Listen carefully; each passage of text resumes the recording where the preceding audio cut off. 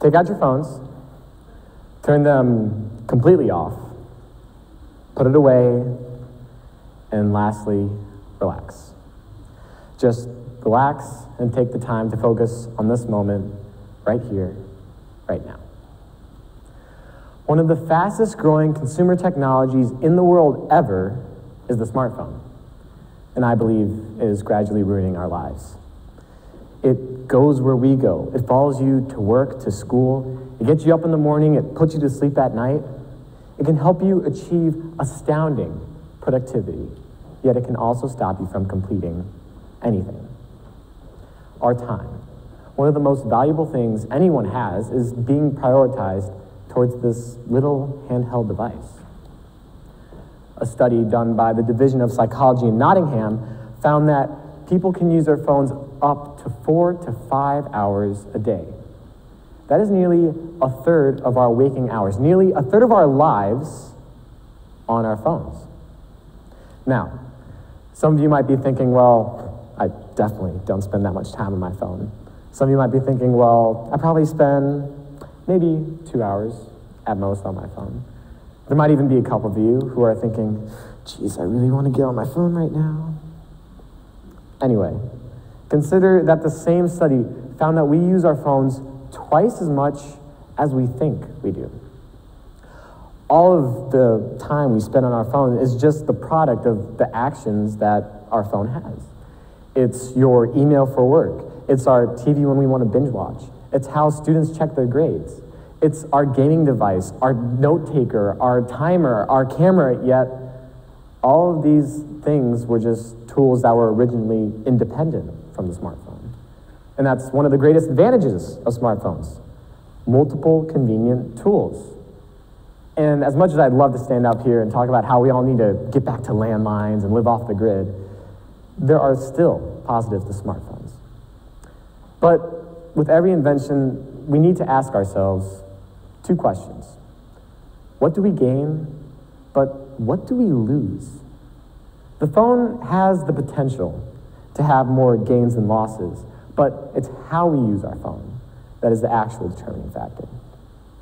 I have talked to some friends about the issue, and there are two quotes I'd like to share with you that pertain on how we use our phone and the effects that it can have. The first quote is as follows: I only use my phone when I'm bored. No one wants to think that they waste time. I admit, sometimes I eat when I'm bored.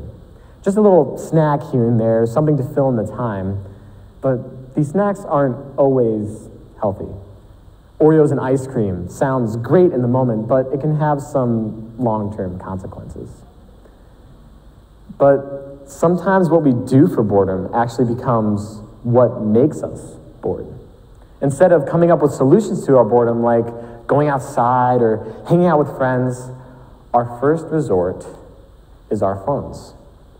For me, I convince myself that I have nothing better to do in my free time. I convince myself that the first resort to resolving boredom is eating. I'm sure you can all imagine the typical image of a teenager on their phone, just staring down, going, I'm bored. But it doesn't occur to that teenager that the very thing that is making them bored is literally staring at them right in the face. We are bored not despite our phones, but because of them. The second quote I'd like to share with you is actually rather sad. They said that they feel more alone because of their smartphone. Have you ever felt more alone because of your phone? On a device that can give you instant communication with anyone around the world, people actually feel farther removed from their friends. And when we take our me time, our alone time, to communicate with our friends, we still feel lonely.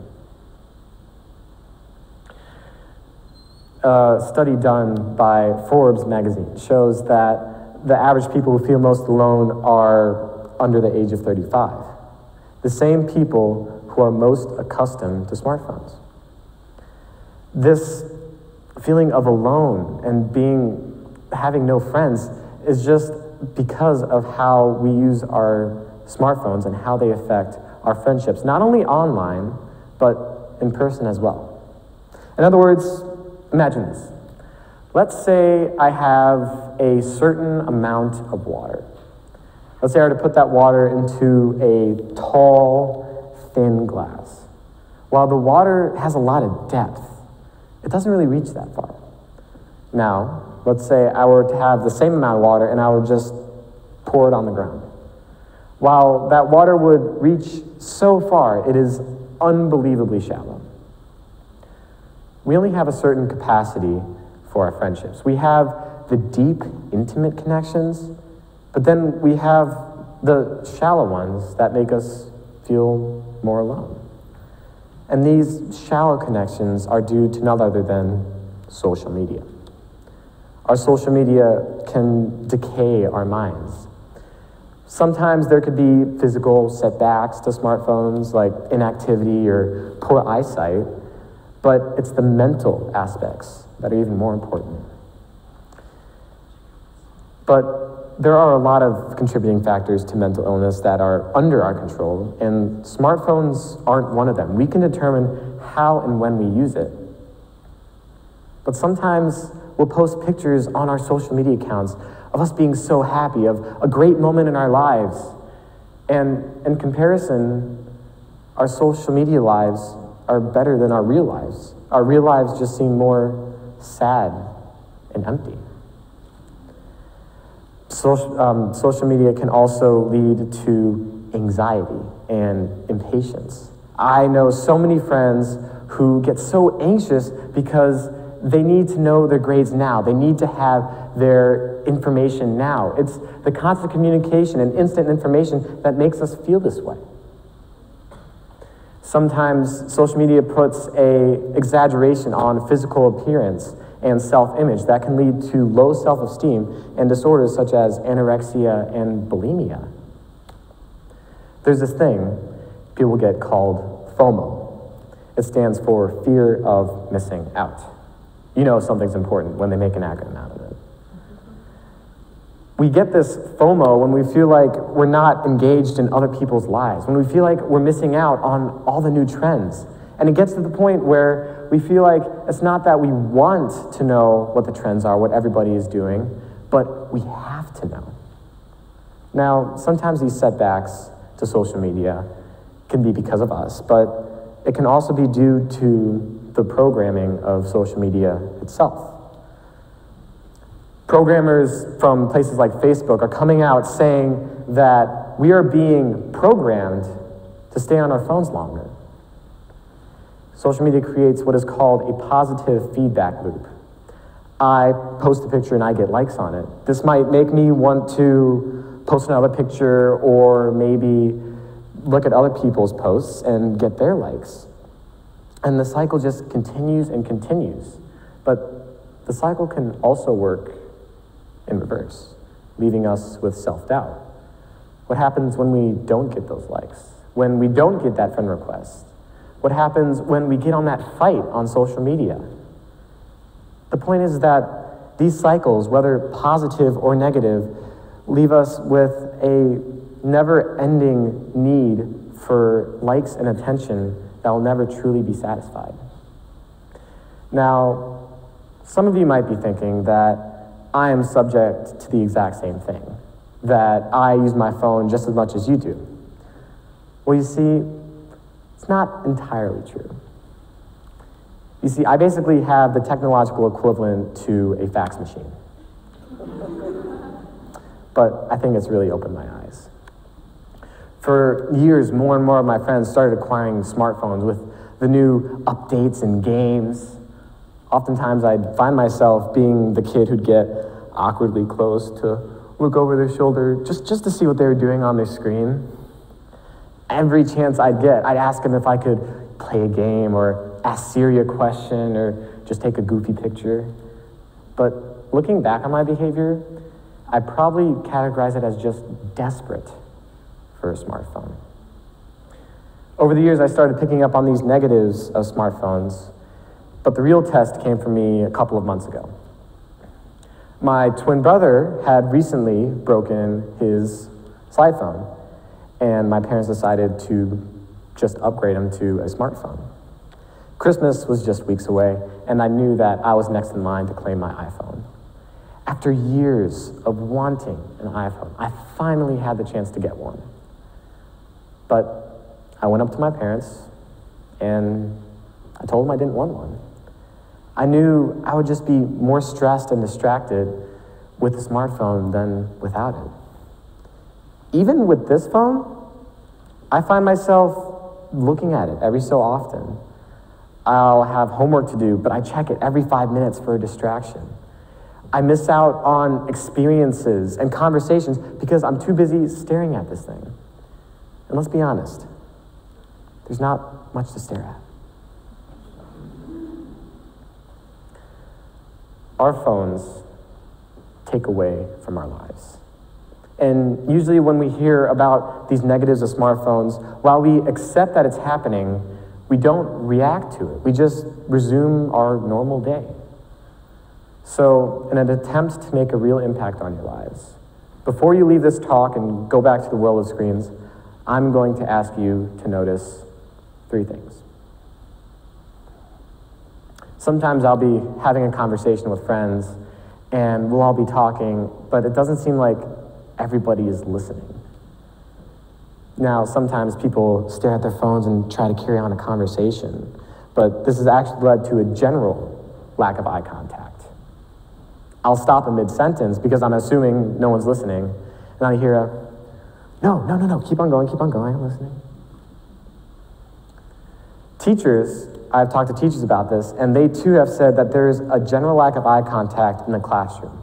Not only in a lecture setting, but on one-on-one situations as well.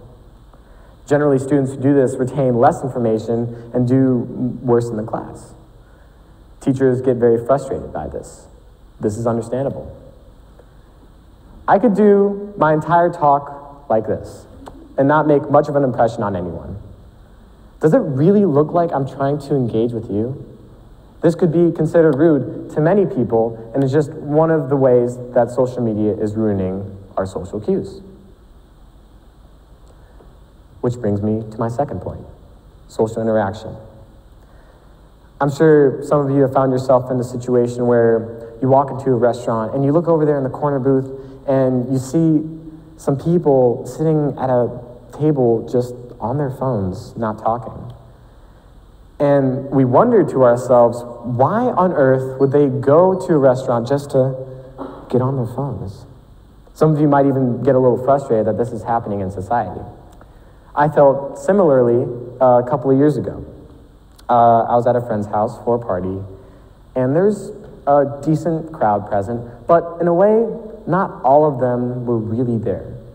About half the kids just sat on the couch and got on their phone. I felt special sympathy for the host who opened up their home to celebrate just to have their friends get on their phones. And a lot of times we don't realize this, but we subconsciously choose our phones over our friends. Now, the 2 things I've told you to notice so far are things you notice other people doing. Eye contact, social interactions. But lastly, I'd like you to notice yourself. Are there times where you think you've been on your phone too much? Do you think you could spend an entire day without your phone and not feel that twinge of anxiety in the back of your conscience?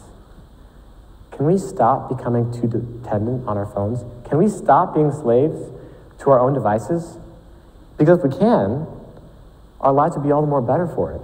We won't be consumed to staring at our phones instead of staring outside. We can live happier, healthier, and more fulfilled lives. The phone itself is not a bad tool. It's how we use it that makes it bad. But the phone is just that, a tool. We dictate how we use it. We confirm where and when we want to use it. But let me ask you this one question. How many of you actually turned off your phones? For those of you who didn't, let me ask you a second question. Was it that you did not want to turn off your phone, or that you could not turn off your phone? Who's really in control? Thank you.